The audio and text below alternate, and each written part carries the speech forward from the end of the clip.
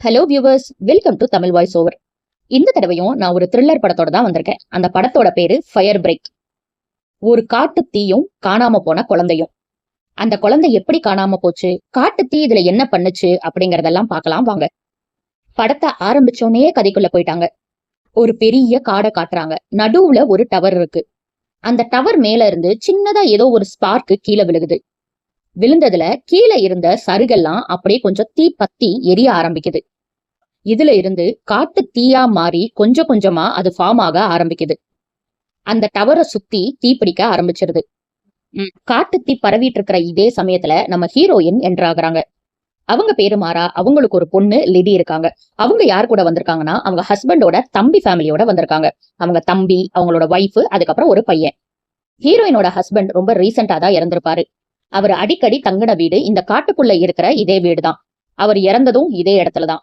இந்த வீடு அவரை ரொம்பவே ஞாபகப்படுத்திட்டு இருக்கு அப்படிங்கிற காரணத்தினால இந்த வீடை வித்தரலாங்கிறதுக்காக எல்லாரும் சேர்ந்து இங்க வந்திருப்பாங்க. வீட்டுக்குள்ள வந்தோடனே எல்லா திங்ஸையும் பேக் பண்ண ஆரம்பிச்சிருவாங்க. மாராவோட ஹஸ்பண்டோட போட்டோஸ் எல்லாம் அங்க இருக்கும். எல்லாத்தையும் அவங்க எடுப்பாங்க. அவங்க என்ன சொல்லுவாங்கன்னா, இது எல்லாத்தையும் குப்பையில போட்டுடலாம் அப்படின்னு சொல்லுவாங்க. ஏன்னு கேட்டதுக்கு, என் ஹஸ்பண்டுக்கு உயிர் போற மாதிரி ஒரு நோய் இருந்திருக்கு. ஆனா எங்களை பத்தி யோசிக்காம அந்த நோய்க்கு எந்த ட்ரீட்மெண்ட்டும் எடுக்காம அவரு செத்துட்டாரு.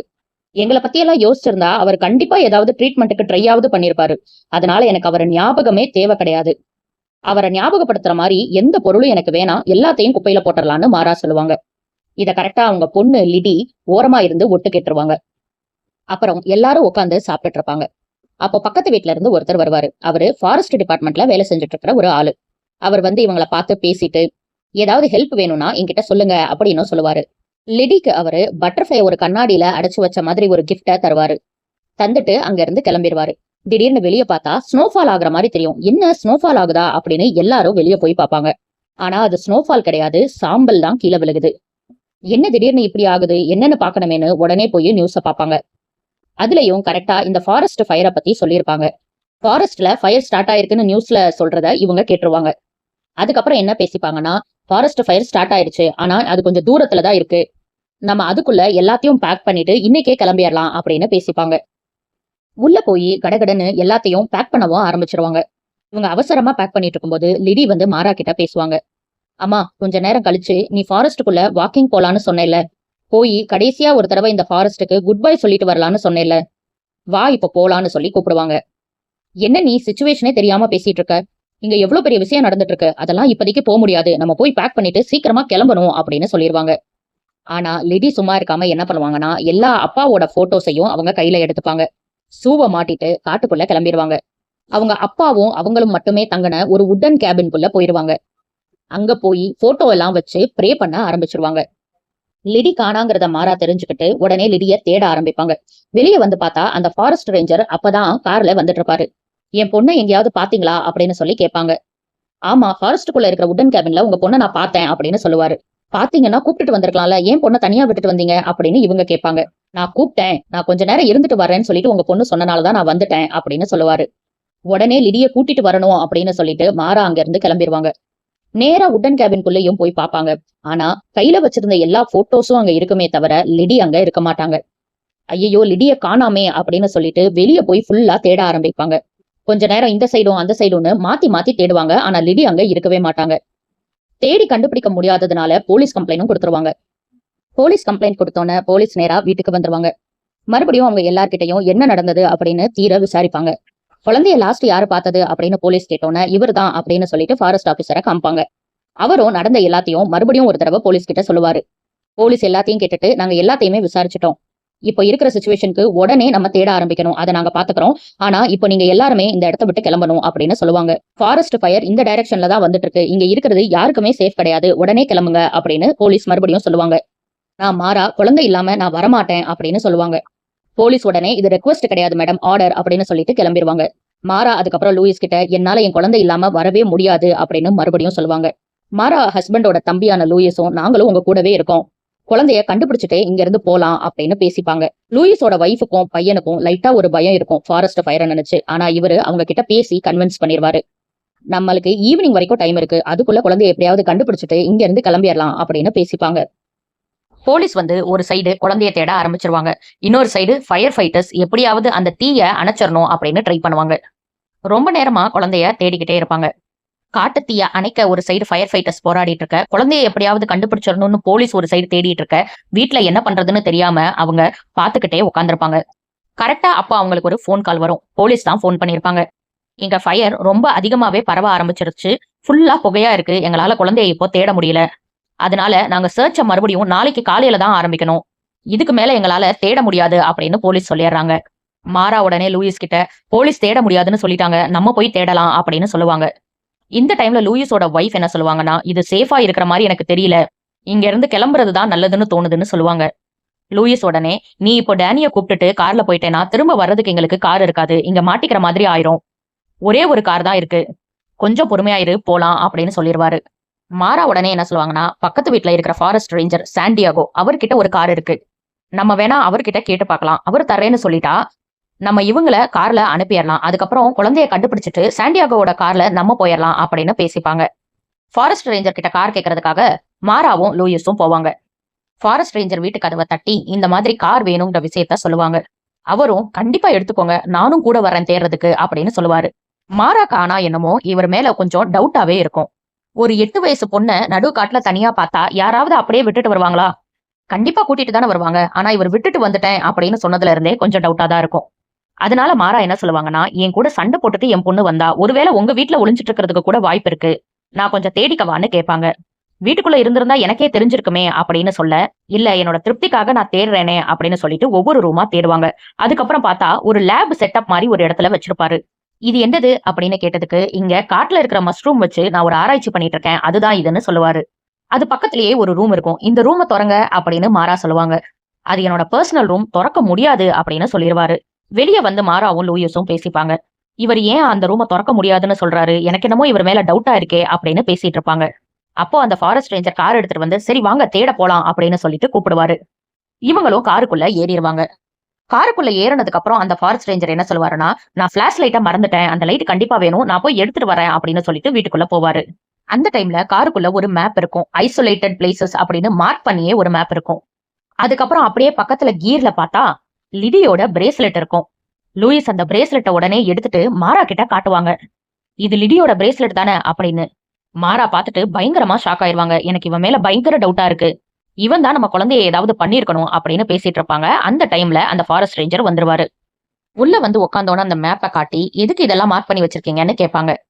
"நான் ஒரு சில ரிச்சுவல்ஸ் எல்லாம் பண்ணுவேன். அதுக்கு இந்த மாதிரி பிளேசஸ தான் யூஸ் பண்ணுவேன்" அப்படின்னு அவர் பதில் சொல்லுவாரு. அப்புறம் உடனே பிரேஸ்லெட்ட காட்டி, "இது எப்படி இங்க வந்துச்சு? இது என் பொண்ணோட பிரேஸ்லெட்" அப்படின்னு கேட்பாங்க. "நீ தான் என் பொண்ண ஏதோ பண்ணியிருக்க" அப்படின்னு சொல்லி ஒரு சண்டையாவே ஆரம்பிச்சிரும். அந்த ஃபாரஸ்ட் ரேஞ்சர ரூம்குள்ள கூட்டிட்டு போய் கட்டி வச்சு லூயிஸ் அடிக்க ஆரம்பிச்சிருவாரு. "நீ தான் லிடிய ஏதோ பண்ணியிருக்க. ஒழுங்கா உண்மைய சொல்லு" அப்படின்னு அடிக்க ஆரம்பிச்சிருவாரு. ஆனா அந்த ஃபாரஸ்ட் ரேஞ்சர் எவ்வளவோ ட்ரை பண்ணுவாரு சொல்றதுக்கு, "நான் எதுவுமே பண்ணல. உங்க பொண்ண நான் ஒண்ணுமே பண்ணல. நம்ம இங்க பேசிட்டு இருக்கிற டைம்க்கு போய் பொண்ண தேடலாம் வாங்கன்னு" சொல்லிட்டு மறுபடியும் கூப்பிடுவாரு. ஆனா இவங்க 2 பேருமே அவர நம்புறதுக்கு ரெடியா இருக்க மாட்டாங்க.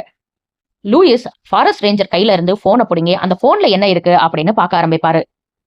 போனை எடுத்து பார்த்தா, இவர் என்ன பண்ணிருப்பாருன்னா, அங்கங்க ஒரு குழி தோண்டியிருப்பாரு. அந்த குழியில போய் இவரே படுத்திருப்பாரு. இந்த மாதிரி வீடியோஸ் எல்லாம் அந்த போன்ல இருக்கும்.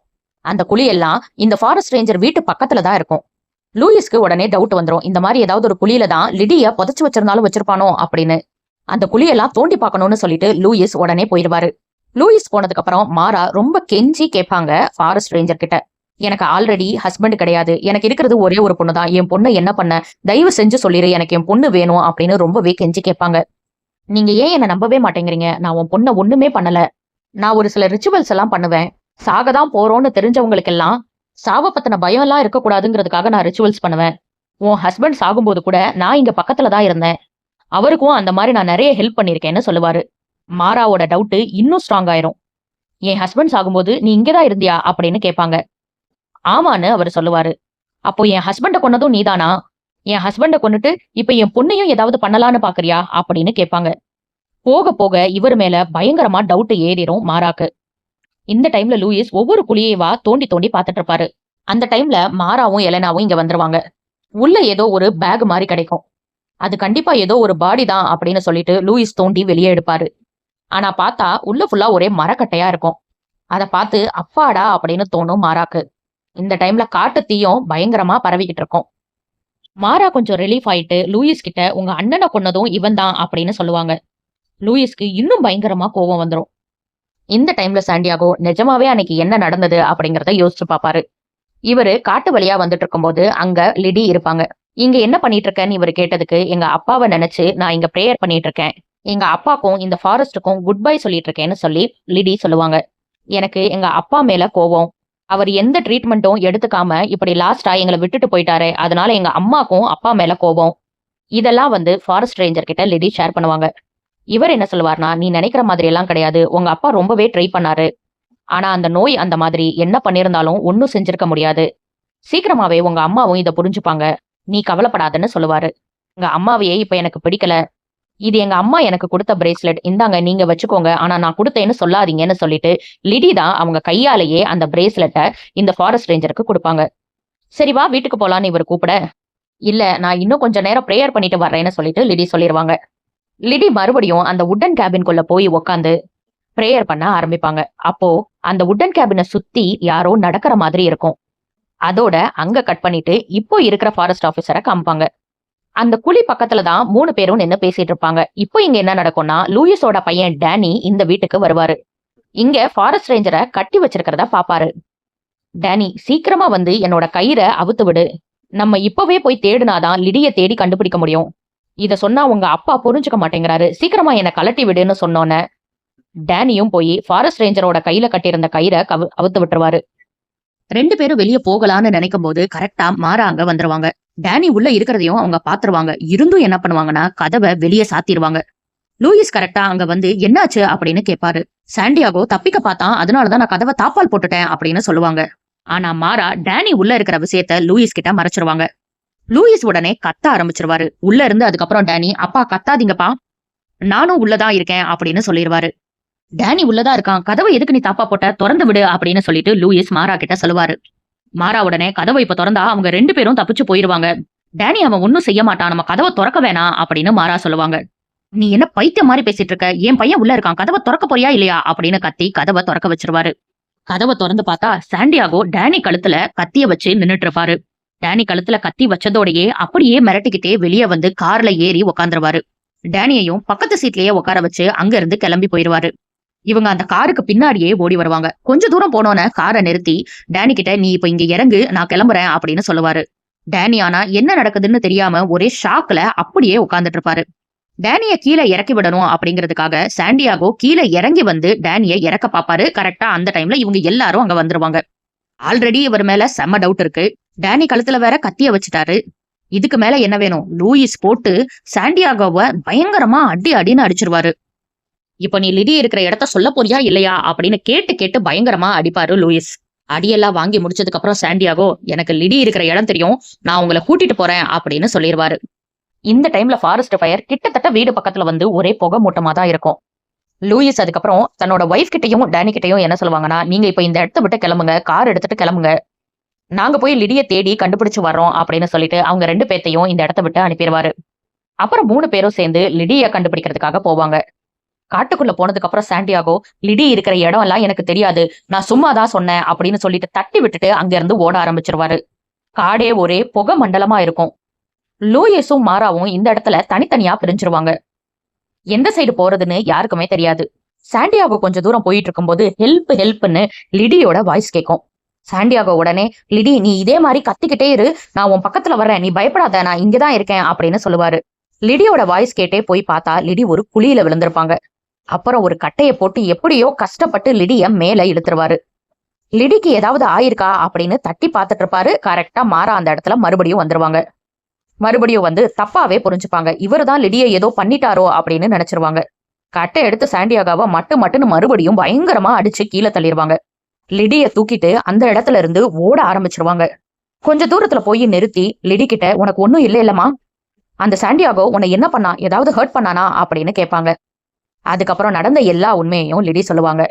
அவர் என்ன ஒண்ணுமே பண்ணல, நான் கேபின்ல இருக்கும்போது கரடி ஒண்ணு வந்துருச்சு, அதுகிட்ட இருந்து தப்பிக்கணுங்கிறதுக்காக நான் காட்டுக்குள்ள ஓட ஆரம்பிச்சேன், அப்ப தவறி குழியில விழுந்துட்டேன்.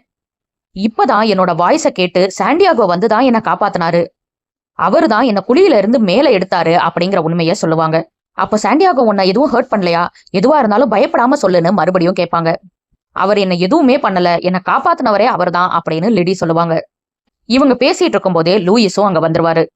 மாறா நடந்த எல்லா விஷயத்தையும் லூயிஸ் கிட்டையும் சொல்லுவாங்க. சரி, நடந்தது நடந்துருச்சு, இப்போ ஃபாரஸ்ட் ஃபயர் பயங்கரமா பரவ ஆரம்பிச்சிருச்சு, இந்த இடத்த விட்டு நம்ம உடனே போயாகணும் அப்படின்னு சொல்லுவாங்க. சாண்டியாகோவை காப்பாத்தாமையே 3 பேரும் அந்த இடத்த விட்டு கிளம்பிடுவாங்க. லூயிஸ் வீட்டுக்குள்ள போய் ஏதோ திங்ஸ் எடுத்துட்டு வரேன்னு சொல்லிட்டு உள்ள போவாரு. கார்ல மாராவும் லிடியும் மட்டும் இருப்பாங்க. மாராக்கு கொஞ்சம் குற்ற உணர்ச்சியாவே இருக்கும், அந்த ஃபாரஸ்ட் ரேஞ்சரை அப்படியே விட்டுட்டு வந்துட்டோமேன்னு நினைச்சு. லிடி கிட்ட உன்னை லூயிஸ் பாத்துப்பாரு, அம்மாவுக்கு ஒரு சின்ன வேலை இருக்கு, நான் போயிட்டு வந்துடுறேன் அப்படின்னு சொல்லிட்டு காட்டுக்குள்ள ஓடிடுவாங்க. லூயிஸ் வந்து பார்க்கும்போது மாறா இருக்க மாட்டாங்க. ஆனா லிடி வந்து நிறைய புகையை இன்ஹேல் பண்ணனால மயங்கி விழுந்திருப்பாங்க. மாறாக்காக வெயிட் பண்ணாம லூயிஸ் உடனே ஹாஸ்பிட்டலுக்கு கூட்டிட்டு போகணும் அப்படிங்கிறதுக்காக லிடிய ஹாஸ்பிட்டலுக்கு கூட்டிட்டு போவாரு. கார் எடுத்துட்டு போயிட்டு இருக்கும்போது நடுவுல அந்த ஃபாரஸ்ட் ரேஞ்சர் வந்து லிஃப்ட் கேட்பாரு. சாண்டியாகோ தான் அப்படின்னு லூயிஸ்க்கு ரொம்ப நல்லாவே தெரியும். இப்போ இவரை காப்பாத்துறதுக்காக வண்டியை நிறுத்தணும்னா, இவன் போலீஸ் கம்ப்ளைண்ட் ஏதாவது கொடுத்தான்னா நம்ம கண்டிப்பா மாட்டிடுவோம். ஏன்னா இவன் தான் எந்த தப்புமே பண்ணலையே, நம்ம வண்டியை நிறுத்த வேணாம் அப்படின்னு நினைச்சிட்டு வண்டியை நிறுத்தாமையே அங்க இருந்து போயிடுவாரு. ஆனா அந்த ஃபாரஸ்ட் ரேஞ்சரோட நல்ல நேரமோ என்னவோ, இந்த கார் போனோன்னே பின்னாடி ஒரு ஆம்புலன்ஸ் வரும். அந்த ஆம்புலன்ஸ்ல ஏறி அதே ஹாஸ்பிட்டலுக்கு இவரும் போவாரு. இந்த சைடு இவருக்கு ட்ரீட்மெண்ட் நடக்கும், அந்த சைடு லிடிக்கு ட்ரீட்மெண்ட் நடக்கும். 2 பேத்துக்கும் அட் அ டைம்ல ட்ரீட்மெண்ட் நடந்துட்டு இருக்கும். இந்த ஃபாரஸ்ட் ரேஞ்சர் கண்ணு முழிச்சோன்னே போலீஸ் வந்து இவர்கிட்ட கேட்பாங்க, நீங்க இந்த டைம்ல அங்க என்ன பண்ணிட்டு இருந்தீங்க, உங்க மூஞ்சி எல்லாம் என்ன காயம் அப்படின்னு கேட்பாங்க. நான் இந்த தீயில இருந்து தப்பிச்சு வரும்போது ஒரு கரடி கிட்ட மாட்டிக்கிட்டேன், அந்த கரடி தான் இப்படி பண்ணிருச்சுன்னு சொல்லுவாரு. என்னது கரடியா அப்படின்னு போலீஸ் கேட்பாங்க.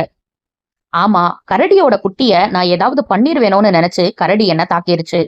அந்த கரடிக்கு தெரியாது நான் குட்டியை எதுவும் பண்ண மாட்டேன்னு. இதுல கரடி மேலயும் தப்பில்ல, என் மேலயும் தப்பில்ல அப்படின்னு சொல்லிடுவாரு. இப்போ அந்த காட்டுல என்ன நடந்ததுன்னு காட்டுவாங்க. மாறா நேரா போய் அந்த ஃபாரஸ்ட் ரேஞ்சரை அந்த புகையில இருந்தும் தீயில இருந்தும் காப்பாத்தி வெளியே இழுத்திருப்பாங்க. அதுக்கப்புறம் மன்னிப்பும் கேட்பாங்க. என் பொண்ணு எல்லா உண்மையும் சொன்னா, நான் உன்னை தப்பா நினைச்சிட்டேன், என்னை தயவு செஞ்சு மன்னிச்சிரு அப்படின்னு கேட்பாங்க. அந்த ஃபாரஸ்ட் ரேஞ்சரும் மாறாவை மன்னிச்சிருவாரு. மாறாவை அதுக்கப்புறம் அந்த ஃபாரஸ்ட் ஆபீசர்ஸ் எல்லாம் சேர்ந்துதான் காப்பாத்திருப்பாங்க. மாறா அதுக்கப்புறம் போலீஸ் கிட்ட எப்படியாவது அந்த வீட்டுக்கு எதுவும் ஆகாம காப்பாத்திருங்க, இந்த ஃபயர்னால அந்த வீட்டுக்கு எதுவுமே ஆயிடக்கூடாதுன்னு சொல்லுவாங்க. மாறாக்கு அந்த வீடு ரொம்பவே பிடிக்க ஆரம்பிச்சிரும். அங்கேயே இருக்கலாம் அப்படின்னு முடிவும் பண்ணிருவாங்க. அப்புறம் என்ன, மாறா அதே வீட்டுல இருக்க, பக்கத்து வீட்டுல ஃபாரஸ்ட் ரேஞ்சர் இருக்க, 2 பேரும் ரொம்ப நல்ல ஃப்ரெண்ட்ஸ் ஆயிடுவாங்க. காடு ஃபுல்லா தீயில கருகி இருக்கும்போது அந்த இடத்துல ஒரு பூ பூத்திருக்கும். ஃபாரஸ்ட் ரேஞ்சர் அந்த பூவை எடுத்துட்டு வந்து மாறா கையில கொடுப்பாரு. இந்த பூ ரொம்ப அபூர்வமான பூ, நார்மலா நிலத்துல எல்லாம் இது முளைக்காது, இந்த மாதிரி சாம்பல்ல முளைக்கிற பூ. எல்லா முடிவும் முடிவில்ல, அங்க இருந்து ஒரு ஆரம்பமும் இருக்கு. இந்த பூவை லிடி கிட்ட கொடுத்துரு அப்படின்னு சொல்லி மாறா கிட்ட கொடுத்திருப்பாரு. லைஃபே முடிஞ்சிருச்சு, இதுக்கு மேல லைஃபே கிடையாது அப்படின்னு நினைச்சிட்டு இருந்த மாறாக்கு இந்த பூவை பார்த்தோன்னா ஒரு நம்பிக்கை வரும். எதுவுமே முடிவு கிடையாது, எல்லாத்துக்குமே ஒரு ஆரம்பம் இருக்கு அப்படிங்கிறத புரிஞ்சுப்பாங்க. இந்த படம் என்ன சொல்ல வருதுன்னா, ஒரு சில சமயத்துல நம்மளோட பயமே உண்மைய மறைச்சிருது. அந்த மாதிரி நேரத்துல நம்ம பொறுமையா இருந்தா உண்மை கண்டிப்பா வெளியே வரும். இந்த படத்தை பத்தி நீங்க என்ன நினைக்கிறீங்கன்னு கமெண்ட் செக்ஷன்ல சொல்லுங்க. இந்த படம் உங்களுக்கு பிடிச்சிருந்ததுன்னா லைக் பண்ணுங்க. இதே மாதிரி பல படங்களை கேட்கறதுக்கு சப்ஸ்கிரைப் பண்ண மறந்துடாதீங்க. தேங்க்ஸ் ஃபார் வாட்சிங்.